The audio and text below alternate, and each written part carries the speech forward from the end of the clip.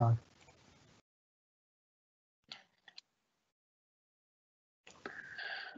evening and welcome to Crawley Borough Council's Governance Committee meeting of the 6th of July 2020. Welcome to the members of the press and the public watching this meeting live.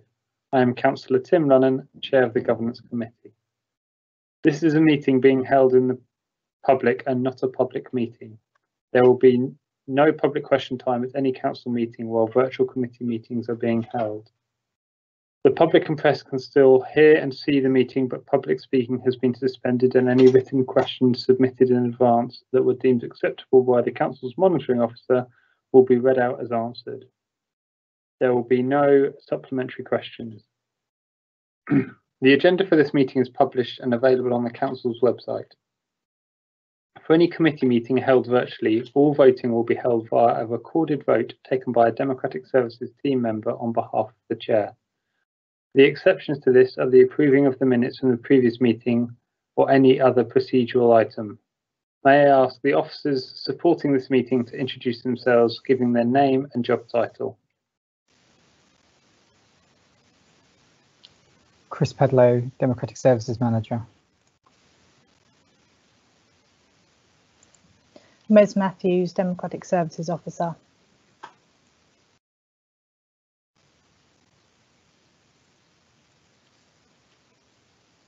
Anne-Maria Brown, Head of Legal, Democracy and HR.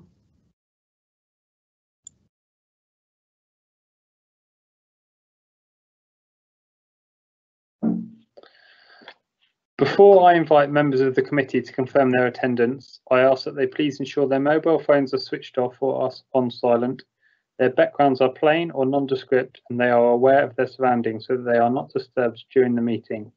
This includes making sure all TVs, radios and smart speakers are switched off. Committee members are reminded that they should have their microphones turned off unless speaking and their cameras turned off unless they are requesting to speak.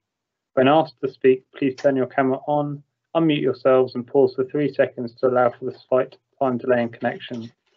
With this in mind, committee members are asked to keep in mind who they will vote after and to prepare accordingly. Item 1. Apologies for absence. Have we received any apologies for absence? We have had apologies from Councillor McElhaney, Chair.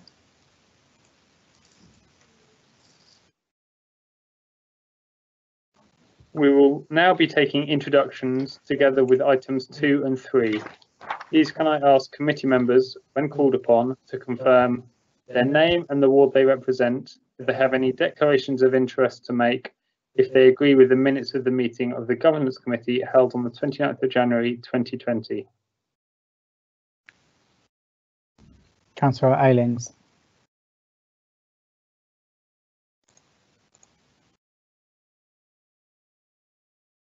Councillor Aylings, you're on mute. Right, sorry, this is Councillor Marion Ayling. I'm the ward member for Bewbush and North Ballfield, and I have nothing to declare, and I agree with the minutes. Thank you. Councillor Burrett. Richard Burrett, Borough Councillor for Townhill North and Forge Wood Ward and Vice Chair of the Governance Committee. I have no disclosures of interest to make, and I agree with the minutes of the meeting held on 29th of January. Councillor Crowe.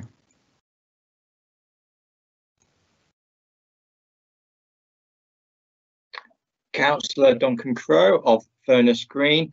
I have no declarations of interest and approve the minutes of the previous meeting. Councillor Eade. Councillor Eade, the councillor for Furness Green Ward. I have no declarations of interest and I approve the minutes of the meeting of the last meeting. Councillor Jones. I'm Councillor Michael Jones. I'm ward member for the Bewbush and Broadfield North wards, and I have no declarations of interest to make, and I agree with the minutes of the last meeting. Councillor Lamb. Councillor Peter Lamb, Northgate and West Green Ward. I have no declarations of interest and I accept the minutes of the last meeting. Councillor Lanza. Councillor Bob Lands, Pound Hill South and Worth Ward. No declarations of interest. I agree the minutes of the last meeting. Councillor Lunnan. Councillor Tim Lunnan from Broadfield Ward. I have no declarations of interest to make, and I agree the minutes of the meeting of the Governance Committee held on the 29th of January 2020. Councillor Malik. Councillor Shahzad Malik from Langley Green and Tushmore Ward. I have a personal interest in one of the decisions taken under the emergency urgency powers, and I agree with the minutes of the last meeting. Thank you. And finally, Councillor McCarthy. Hi, good evening. It's Kevin McCarthy. I'm the Ward Councillor for Poundale North and Forge Wood. I've got no declarations of interest on this meeting, and I agree the minutes of the meeting. Although I do have a comment on the minutes of the last meeting, if that's possible. Chair's nodding. That's fine. Okay. Yeah. On the minutes of the last meeting, we agreed the committee unanimously supported a one-year trial of written public questions at full council, with the evaluation period being submitted to a governance committee meeting in 2021. Because of the current climate with the coronavirus, I was wondering whether we should extend that for another year, whether that would be a sort of sensible suggestion.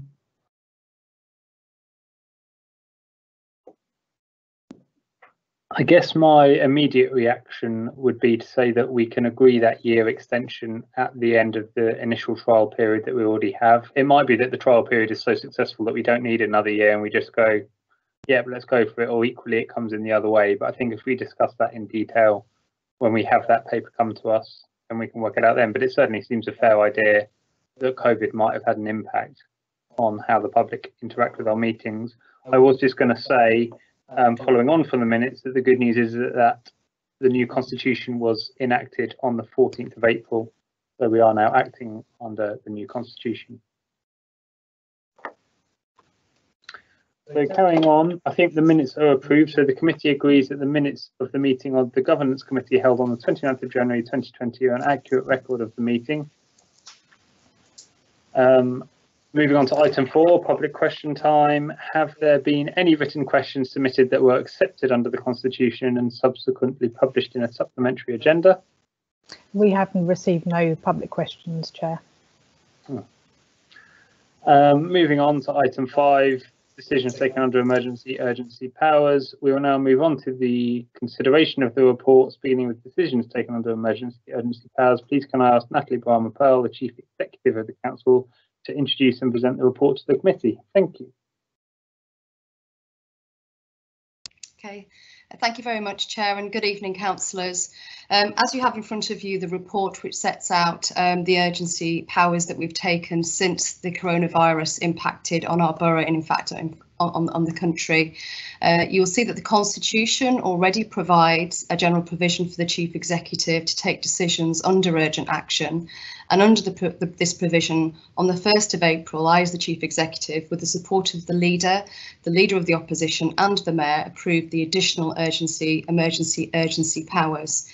These powers have enabled us as a council to continue to work effectively, to keep the council running, and also to take a number of decisions over the last 12 to 14 weeks where we've had to respond quite urgently to the impacts of coronavirus pandemic in our borough.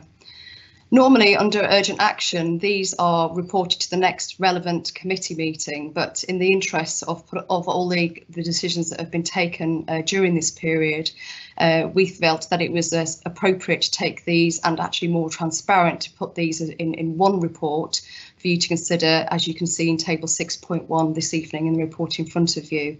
And we're suggesting that this report goes with the recommendations from this committee to full council on the 15th of July. As you will see, there's more detail in section 5.2 of the report, which outlines the reasoning for why we've grouped these items together in terms of the individual decisions that were made.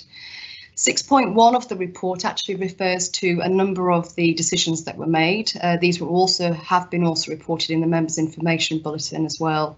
As the Governance Committee, you're asked if you're able to note these decisions, and these will be recommended to full council on the 15th of July. There's also a reference within the report about these powers ceasing on the 31st of July, because we now have virtual meetings in place such as this one, and most of our meetings have now been reinstated. However, in section 2C of the recommendations, it also refers to an opportunity, if they are needed, to reinstate these powers. If, for example, we have another outbreak or a significant wave of coronavirus, or a local outbreak, as you've seen in Leicester more recently, that will need to reinstate such decision making and rapid decision making to enable us to function.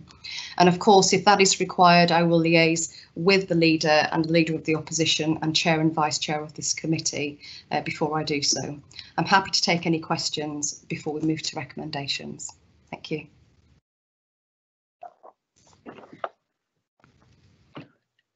The process for the discussion on the report will be as follows. Any committee member wishing to speak should turn their camera on. This will signify to the Democratic Services Officer your request to speak. You will then be invited to speak one by one. When you are called on to speak, please unmute your microphone and check that your screen is surrounded by a red box before speaking, pausing for 3 seconds to allow for the time delay. Please turn off your camera and microphone when you have finished speaking and are no longer live. All committee members who have indicated will be called on to provide comments and ask questions in turn, with officers responding to any queries raised. If there are any proposed amendments to a recommendation, then please propose these when providing comments. We will now begin consideration of the report. Please turn your camera on if you wish to speak. Councillor Malik.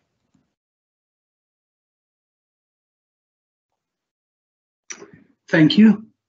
I appreciate the decision taken by both the leaders and the mayor to delegate these additional emergency urgency powers to the chief executive, which I'm sure would have helped the council in its decision making. I would also like to thank the chief executive for taking on these extra responsibilities, which I'm sure she has fulfilled very well. My question is that if the two leaders and the mayor had the authority to delegate these additional powers to the chief executive, then why do we need 2.2c?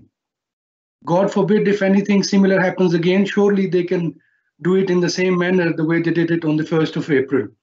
And another thing in 2.2c, I can see that the two leaders made the decision first time as well, but why is the mayor being replaced by the chair and vice chair of the governance committee? Secondly, if the two leaders and the mayor had the authority to delegate these powers, why do we need to go to the full council to seize them now? Can't they seize these powers themselves the way they granted them or delegated them? And lastly, since we have started holding our virtual meetings for over 2 months now, why are we leaving it till the 31st of July to seize these powers? Why can't we have them from immediate effect or tomorrow, the 8th of July? Thank you.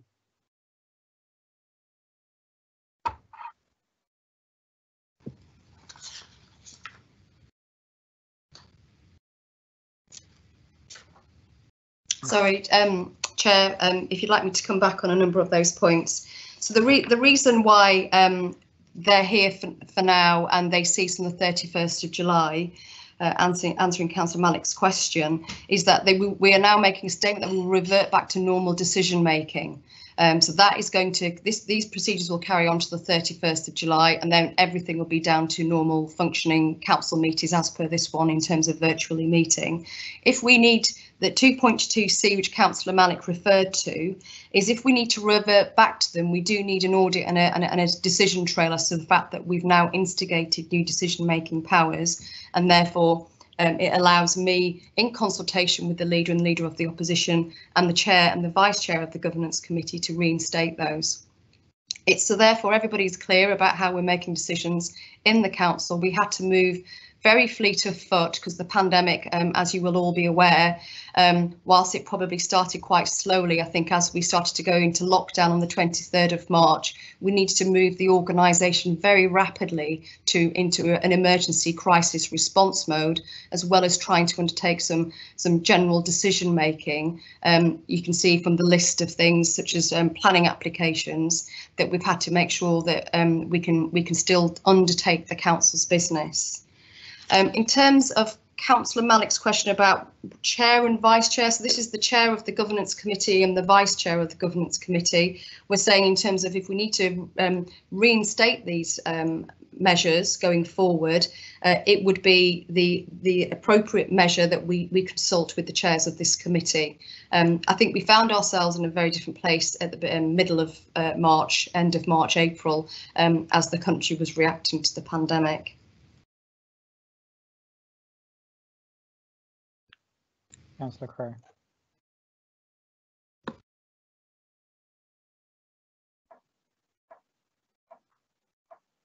Councillor Crowe.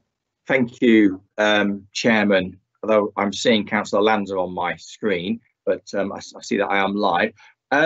Obviously, these new rules were brought in for very specific purposes, and the council needed that flexibility to be able to undertake decision making, and I fully supported it at the time, and I think it served us well. You'll see under paragraph 2.2 what we're actually being requested to do. Really, we're just being asked to make a request to full council, so we'll be making a recommendation in effect that with full council taking the actual decision.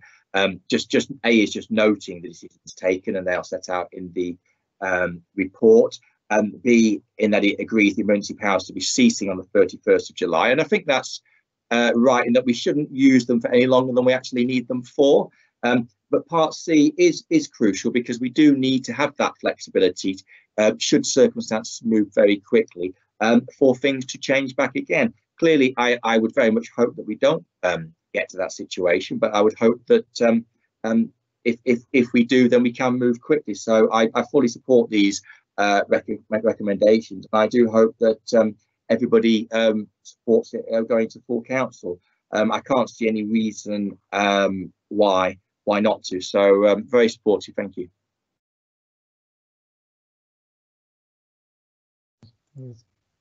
Councillor Lanza, just come through. Yeah, thank you. I agree with the comments about the way that the chief executive has efficiently taken the decisions that she's been empowered to take under these rules. I would be reluctant to use expressions such as seize power. It's more a democratically endorsed transfer of powers in an emergency situation. I would like to refer to one of the decisions, or two of the decisions that were made, which relate to the virtual committee procedure rules. While I'm happy to support the recommendations that we endorse the decisions taken under emergency powers, I do want to refer to these rules, and in particular paragraph 2.6 of the rules, where only those councillors who are members of the committee or are presenting a report will be entitled to join the meeting. It's possible to obtain consent by exception from the chair of that committee, but I think we need to be ready for the future here and a possible second wave, and therefore we shouldn't shirk from perhaps modifying these virtual committee procedure rules. We're much more technologically adept at operating virtual meetings than we were at the start of the lockdown and the pandemic on 23rd of March. And therefore, we should seek as far as possible to replicate virtually what our constitution says in text. And for example, this would mean the ability, and this is softer wording than in the virtual rules, the ability to ask a committee chair for speaking rights, even if you're not a member of that committee. So I think we should seek to replicate that kind of capability in the virtual committee procedure rules at some point. Thank you.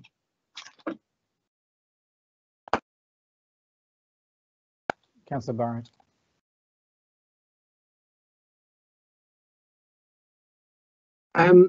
Yes, thank you, Chair. Really, it's just to back up what Councillor Lands has just said.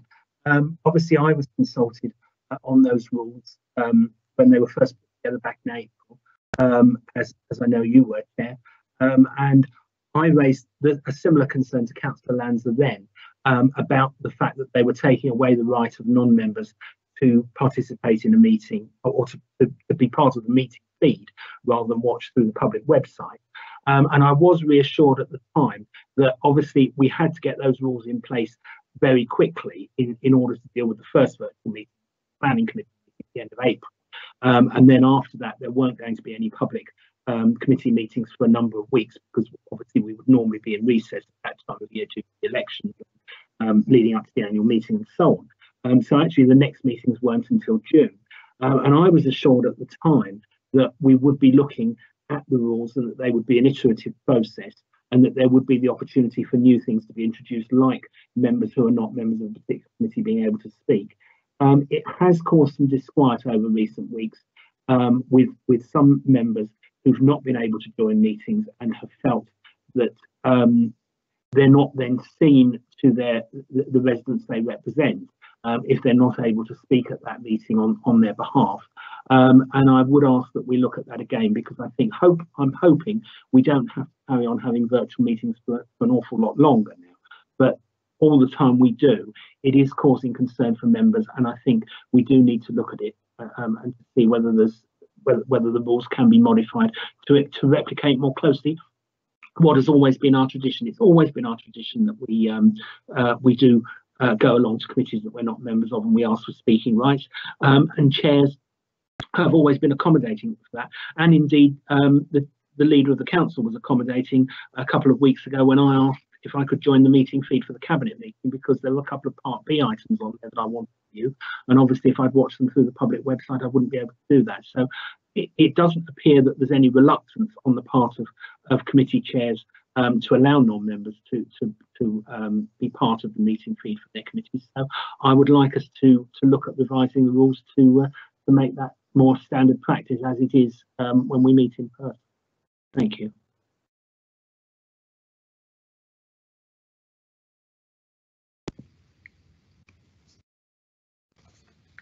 Natalie. Thank you, Chair. If I could just comment on that. I mean, I think it's really important, a couple of members have said this already, that we had to pull these virtual committee procedure rules together very, very, very rapidly. It was uncharted territory for nearly every local authority in the country. So there was a bit of sharing of best practice that we had from sharing with other democratic services functions. But as Councillor Burton and Councillor Lanza have referred to, I think there is always room. We learn with every single meeting that we have, and there's always room in terms of how we can improve, how we can convey our virtual meetings to the public and for people to participate in them. So it's probably a work in progress and take stock. I think Councillor Burrett used the word iterative. I think that is because we don't know, how long this is going to go on for, and whether or not we're going to, more and more complicated decision making taking place over kind of virtual meetings. So I think we should absolutely keep stock of it, and if there are amendments and if things can be tweaked and improved, then obviously myself and the Democratic Services team are more than happy to take on board that feedback.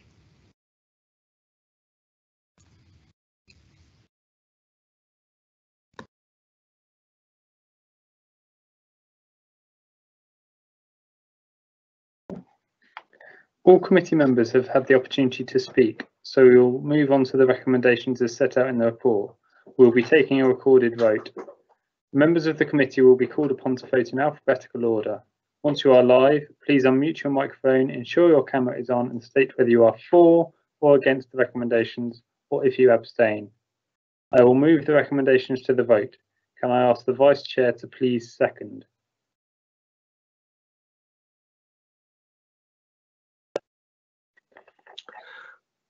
Yes, thank you, Chair. I'm happy to second the recommendations. Thank you. Will the Democratic Services Officer please conduct the recorded vote?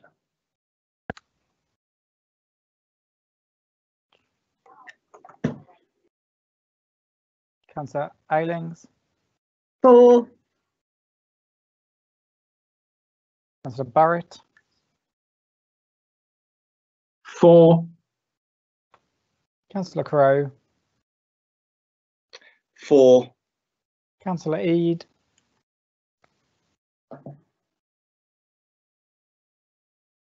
Councillor Eade. My picture's not coming up. You're live. I'm live. 4, Councillor Jones, 4, Councillor Lamb, 4, Councillor Lanza, 4,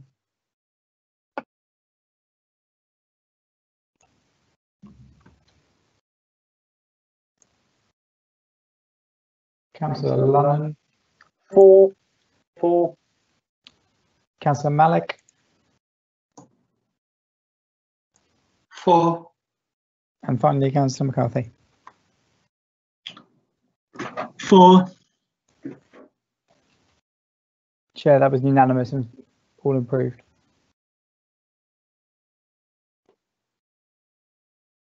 The recommendations as set out in the report have been approved. We will now move on to item 6, the consideration of the annual governance statement 2019 to 2020. Please can I ask Natalie Barman-Pearl, the Chief Executive, again to introduce and present the report to the committee. Thank you. Thank you, Chair. The report in front of members, as you say, is the annual government statement 2019-20. So members will be used to seeing this on an annual basis. It comes to the governance committee before it gets presented to the audit committee, which is later in this month. As you will see in the report, it's about testing and making sure that we have effective and efficiently run council services. Our activities and our decision making is transparent, and that we remain accountable to our residents. Without going through all of the detail in the report, because I assume that you've read the report does pick up on the last month of our activities around coronavirus, which we've just talked about on the previous report. So it picks up a number of actions that we started to undertake very early on.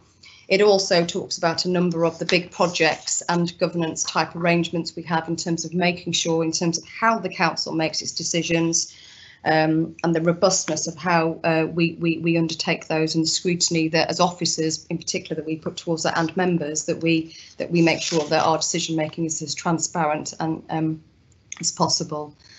There are a number of checks in there, such as some of the council's working groups, and also officer transformation type programme routes and assurance groups that we have in place, which checks a lot of that.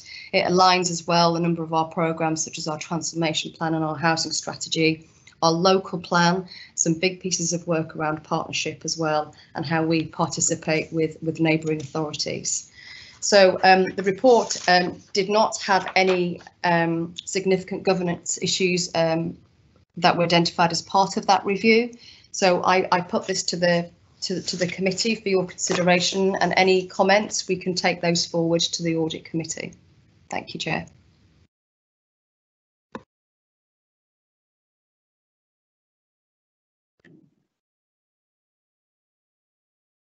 Yes, I was just checking that I'm unmuted. We will shortly begin consideration of the report. The process for the discussion will be the same as before. Please turn your camera on if you wish to speak. However, before we do, the Vice Chair spotted that due to the change in the audit committee meeting, we're going to amend the recommendation, the last line, so it will now read, which is to be approved by the audit committee at its next meeting, rather than is to be approved by the audit committee in July 2020. This has got the support, I believe, of both the chair and the vice chair. We will move it as a whole at the end of the discussion, unless any councillors object, in which case we'll move it in parts. Going on to the discussion, I'll pass over to the Democratic Services Officer. Councillor McCarthy. Thank you, Mr. Chair. Just a couple of comments on the report, really. On page 22, there's a about halfway down the page. Unfortunately, the paragraphs aren't numbered, but and it's to the council has identified 5 priorities for addressing homelessness within Crawley, and I was wondering why there wasn't within them priorities or an additional priority a review of current services and/or facilities included in that list. Just felt like it was missing. And the other point I was going to make, we're on page 23, the second paragraph up, when we're talking about public consultations, the Three Bridges station consultation isn't mentioned on here, which I thought it would deserve a mention. Okay, that's then my comments on the meeting, on the report. Thank you.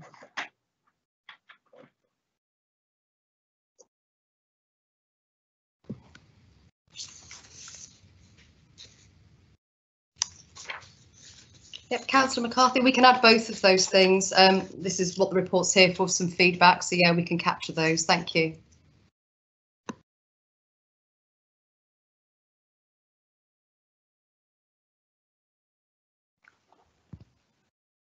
Councillor Crowe, just go.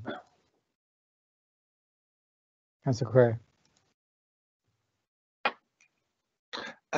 Thank you, Chairman. The report reads quite well, but I don't see a huge amount of reference to members. We hear about the council internally, and we hear about the public and the engagement, but we don't hear a great deal about members, although I see we do have some committees. I was just about to ask, and I've just spotted it now, about the overview and scrutiny commission on page 24.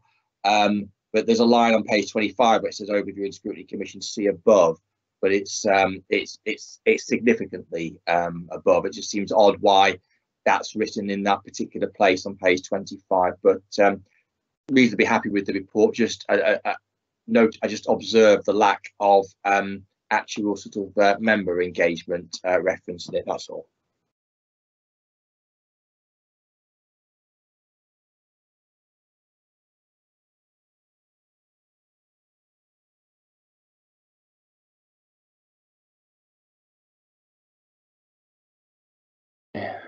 Sorry.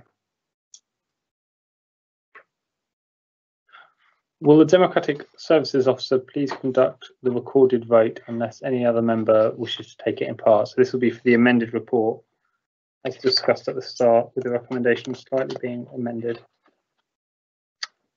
I don't think anybody's objected to that, taking it in as a whole, so we'll move on to a vote. So I need Councillor Barrett to second that we move to the vote, please.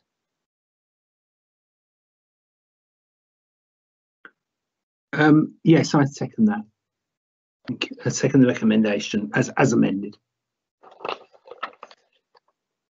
Will the Democratic Services Officer please conduct the recorded vote? Councillor Aylings. For. Councillor Barrett. For. Councillor Crowe. Support the recommendation. Councillor Eade. I support the recommendation. Councillor Jones. For. Councillor Lamb. For.